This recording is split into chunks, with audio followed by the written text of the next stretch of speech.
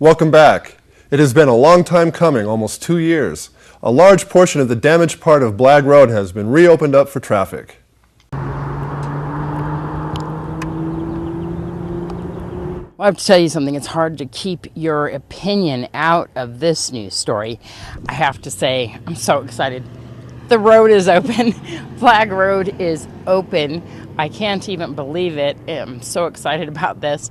I drove by it this morning and amazed, without any fanfare or anything, the road is open from Basin all the way a little past Irene so that Stage Stop can get some business there.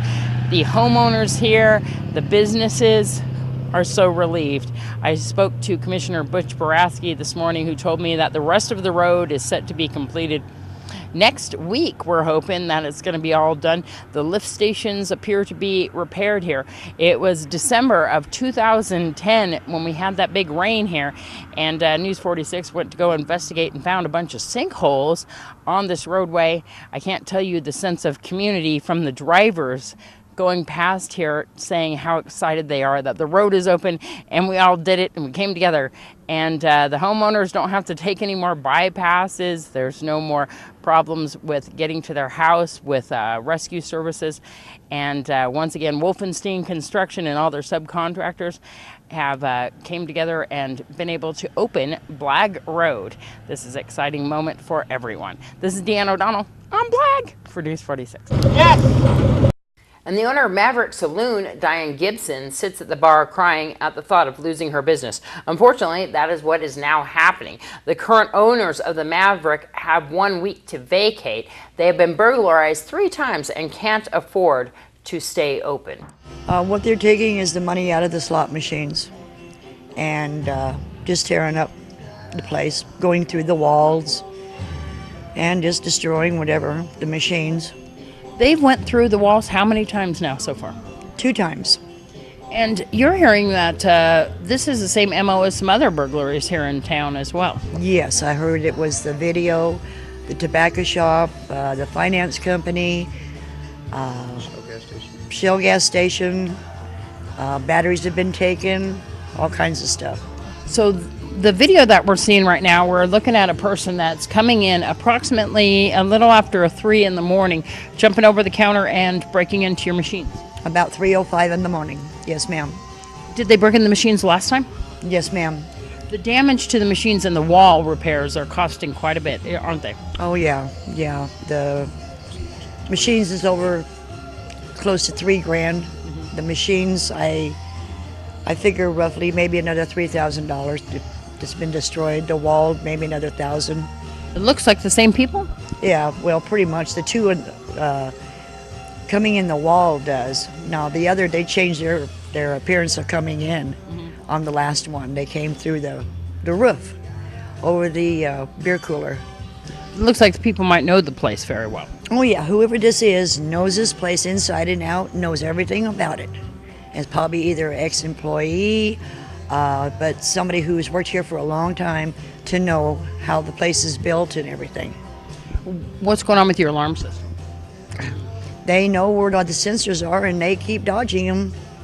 You've adjusted the sensors now since this point, right? Oh, I've done it quite a few times and they still seem to know exactly what's what and where everything is at. And the police are telling you what at this point? They had 1 man in custody for the break-in on one of the walls. Who admitted it? Yeah, he admitted he did it, and then he chickened out and got an attorney and this, that, and whatever. And he's out on bail. But there's several people, isn't there? Oh, yeah, there's at least 3 to 4 people involved in all of these burglaries. What types of tools are they using? Crowbars, screwdrivers. To go through the wall? Yeah, yeah, screwdrivers and crowbars. Well, let's talk about the cost that this the Maverick has incurred is devastating to you, isn't it?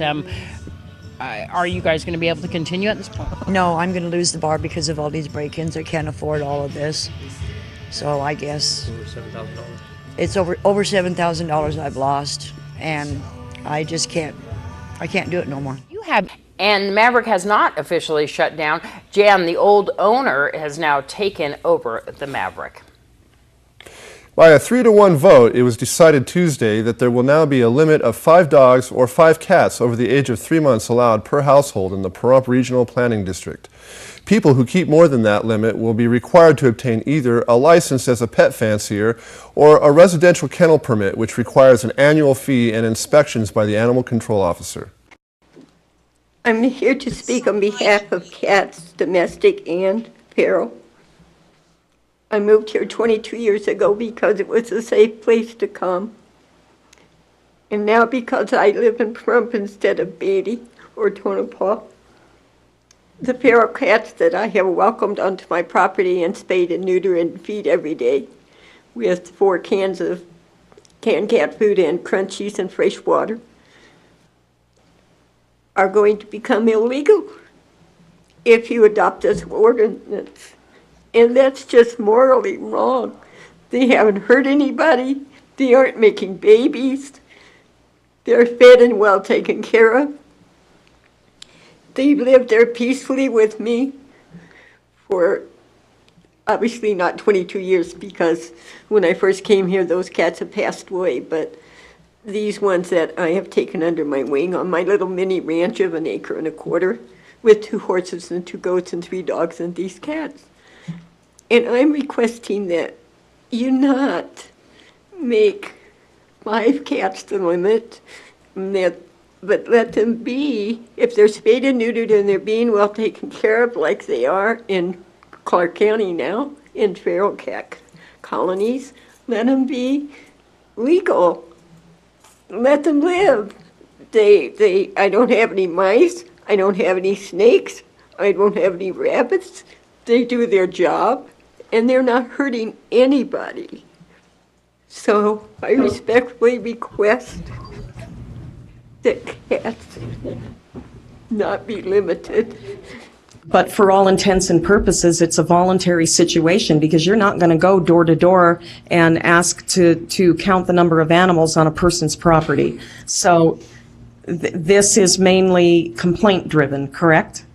Correct. And we're asking for voluntary compliance in terms of getting a permit inside the PRPD for more than 5 animals, correct? That's correct. And we've been very successful, Commissioner, with a voluntary program. We have great relationships with all animal organizations throughout the county, and I wouldn't imagine that anything would change that. We're here to serve the public, Commissioner. So Judy, there's already an ordinance on the books, if you're living in the Pahrump Regional Planning District, that limit a homeowner to the number of animals that they can have on their property. We're simply incorporating that into the county ordinance, and as Mr. McCarty said, in both cases, whether it's part of the Pahrump Regional Planning District's ordinances or part of the county animal control ordinance, they're asking for voluntary compliance. But nobody's going to come out to your house and count your feral cats. And the Nye County Sheriff's Office has issued a press release regarding an early morning arrest on Black Street.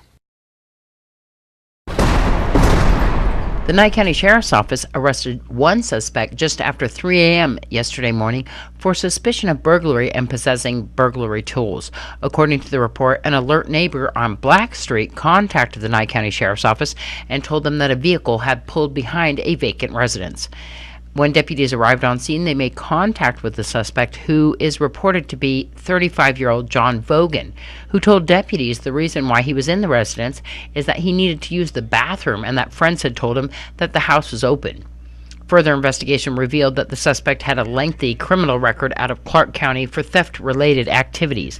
The suspect is also apparently an ex-felon out of the state of Nevada.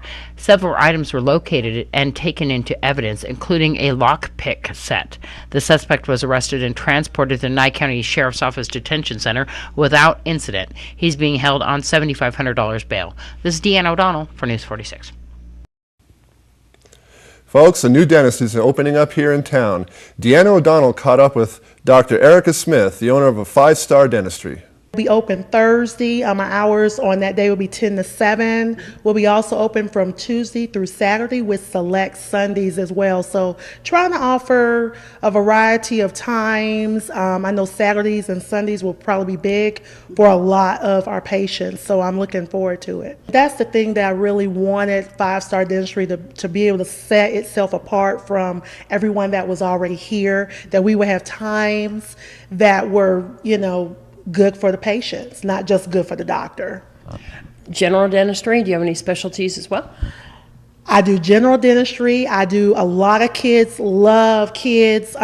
We're also doing braces as well, fast braces. It's actually a system that we can get you done anywhere from 3 months to a year. Wow. So we're definitely happy to get that going here, and I'm actually the premier provider for the whole state of Nevada for fast braces right now. What are fast braces?